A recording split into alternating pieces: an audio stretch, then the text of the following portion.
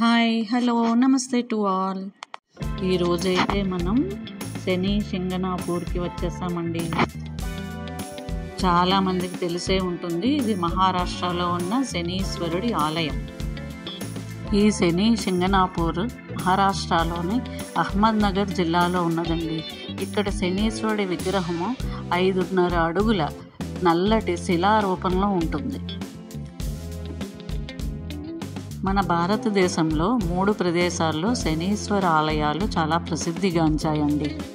అవి 1 మహారాష్ట్రలో ఉన్న ఈ శని సింగనాపూర్, 2 తమిళనాడులో ఉన్న తిరునల్లార్, 3 ఆంధ్రప్రదేశ్లో ఉన్న మందపల్లి. ఈ 3 శని క్షేత్రాలు చాలా ప్రసిద్ధిగాంచాయండి. దేశ విదేశాల నుండి కూడా వచ్చి శని దోషం ఉన్నవాళ్ళు ఇక్కడ అభిషేకాలు చేయించుకుంటే శని దోషం తొలగుతుందని చాలా నమ్మకం అండి.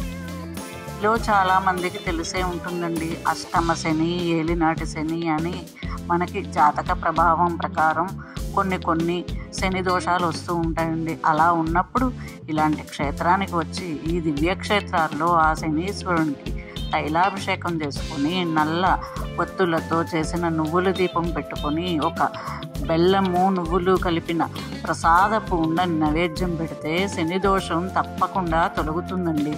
చాలామంది కొంచెం పొరబడుతూ ఉంటారండి, ఈ శనిదేవుడిని చూస్తే భయపడతారు. అలాంటిది ఏమీ లేదండి, శనీశ్వరుడు చాలా సహృదయుడండి. నీలాంజన సమాభాసం రవిపుత్రం యమాగ్రజం ఛాయామార్తాండ సంభూతం తం నమామి శనైశ్వరం. ఇది నవగ్రహ స్తోత్రాల్లో శనీశ్వరుడి స్తోత్రం అండి. శని దశ జరుగుతున్నప్పుడు ప్రతి ఒక్కరూ ప్రతిరోజు ఈ శ్లోకాన్ని పారాయణం చెయ్యాలి. మీరు ఆయనకు ఒక తైలాభిషేకం చేస్తేనే చాలు, ఆయన ప్రసన్నుడైపోతాడండి. శని మహర్దశ జరుగుతున్నప్పుడు ఎవరూ భయపడవలసిన అవసరం లేదండి. శనీశ్వరుడికి ప్రతి శనివారం క్రమం తప్పకుండా నల్ల ఒత్తులతో నువ్వుల నూనె దీపం పెట్టి ఆయనకి తైలాభిషేకం చేసుకుంటే శని ప్రభావం అసలు ఉండదండి. పైగా శని వెళ్ళిపోతూ కూడా ఆ వ్యక్తికి చాలా మంచి చేసి వెళ్ళిపోతాడండి. నా ధన్యత కొద్దీ నేను మన దేశంలో ఉన్న ఈ 3 శని క్షేత్రాలని దర్శించుకున్నానండి. నేను తిరునల్లారు తమిళనాడు వెళ్ళాను. ఈ శని సింగనాపూరు ఇప్పటికే 2 సార్లు దర్శించుకున్నాను. పైగా మాది ఆంధ్రప్రదేశ్, మందపల్లి చాలా దగ్గర.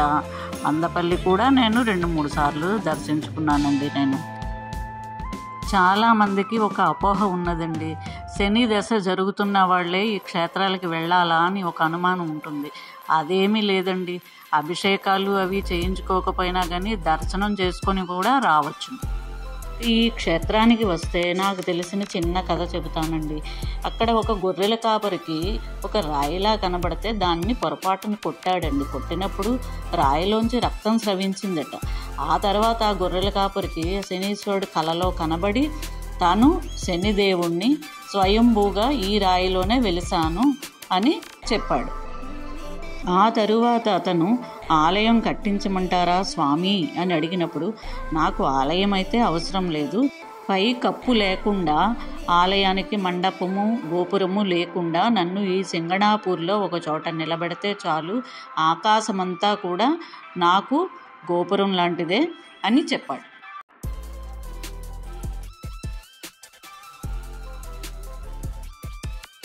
శనీశ్వరుడు కాలం, కర్మ, న్యాయం, ప్రతీకారం వీటికి అధినేతండి.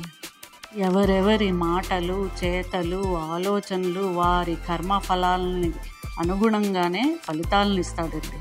అందుకనే శని మహర్దశ జరుగుతున్నప్పుడు ఎవరి కర్మఫలాలను బట్టి ఆ ఫలితాలను అనుభవించక తప్పదండి. ఇంకా ఇక్కడ కనిపిస్తున్నదే నవగ్రహ మండపం అండి. చుట్టూ ఉన్నవేమో నవగ్రహాలు, మధ్యలో పిల్లర్ శనీశ్వరుడు. ఈ శనిదేవుడి తల్లి ఛాయాదేవి గర్భంతో ఉన్నప్పుడు శివుణ్ణి ఆరాధించింది. అందుకనే శని భగవానుడు శివుడి అనుగ్రహంతో పుట్టాడు. శనీశ్వరుడికి ఇష్టమైన రోజులు 1 శని త్రయోదశి అండి, 2వది శనివారం నాడు వచ్చే అమావాస్య. ఈ 2 దినములు శనీశ్వరునికి ఎంతో ప్రీతిపాత్రమైనవి. ఈ రోజుల్లో ఈ శని సింగనాపూరు చాలా రద్దీగా ఉంటుందండి. ఎందుకంటే శని దోషం ఉన్న ప్రతి వారు కూడా నేను చెప్పినట్లుగా ఈ భారతదేశంలో 3 ప్రదేశాల్లోనే తైలాభిషేకానికి ఎక్కువగా ప్రాధాన్యతనిస్తారండి. ఇంకొక ప్రాముఖ్యమైన రోజు చైత్ర శుద్ధ దశమి. ఈరోజు శనైశ్చర జయంతిని కూడా ఇక్కడ బాగా జరుపుతారు. ఈ శని సింగనాపూర్లో ఒక విశేషం ఏమిటంటే అప్పట్లో ఆ గొర్రెల కాపరికి స్వామి ఒక వరం ఇచ్చాడండి. ఈ ఊరికి ఎలాంటి భయము లేదు, ఇళ్లకు షాపులకు తలుపులు ఏమీ అవసరం లేదు, ఎలాంటి దొంగల భయము లేదని ఒక వరం ప్రసాదించాడు. ఇప్పటికీ కూడా ఈ శని సింగనాపూర్లో ఏ ఇంటికి షాపులకి కూడా తలుపులు ఉండవండి. ఓం శం శనీశ్వరాయ నమః. ఓం శం శనీశ్వరాయ నమః. ఓం శం శనీశ్వరాయ నమః. షిరిడి వెళ్ళిన వారు తప్పకుండా ఈ శని సింగనాపూర్ని దర్శించుకోండి. ఇంకా ఇంతటితో ఈ శని సింగనాపూర్ యాత్ర సమాప్తమండి. మళ్ళీ ఇంకో వీడియోలో కలుసుకుందాం. అంతవరకు టాటా బాయ్. మళ్ళీ కలుద్దాం.